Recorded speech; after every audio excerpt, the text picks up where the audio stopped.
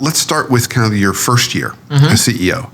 What was maybe some initial learnings about that role of CEO that surprised you? That maybe you thought to yourself, I watched being CEO, I was close to the CEO. I didn't quite know that this was part of the job responsibility, because a lot of people have these aspirations of being CEO and it looks glamorous and there's probably some really nice moments in there. But there's also some things that aren't probably as sexy behind the scenes. So tell us a little bit about what was some of your learnings.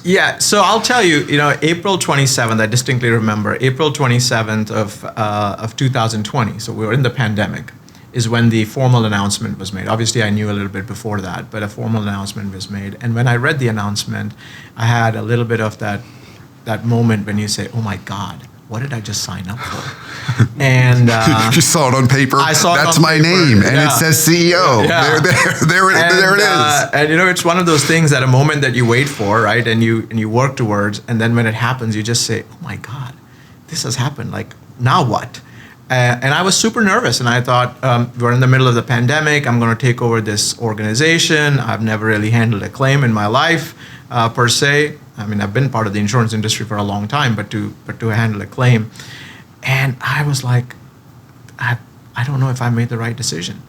And we were supposed to have the formal handover on May 15th. And, everything was virtual, as you would imagine. And then on May 15th, when the former CEO sort of proverbially shook my hand and sort of said, over to you now, I don't know what happened, but something changed, something clicked, and I suddenly became confident. I suddenly felt like, okay, I know what to do. And it wasn't like, I had read 5 books 3 days before, and I was like, okay, now I know what the CEO job is and I'm ready. But something clicked, something in me told me that I was ready. And after that, I never looked back.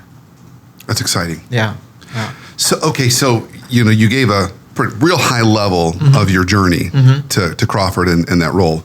Now, you had spent some time at McKinsey, is that right? Correct. Yeah. Okay, so you were doing strategy consulting. Correct. So what's different between strategy consulting at the level of McKinsey, which is at the very highest level, to actually, defining your own strategy, leading a company? What's similar, but also more importantly, what's different? I would say the biggest difference is that when you are at a consulting firm, and no matter what consulting firm you are in, you are still the person who is an outsider. And sometimes you need that outside perspective. That's why you bring a consulting firm in.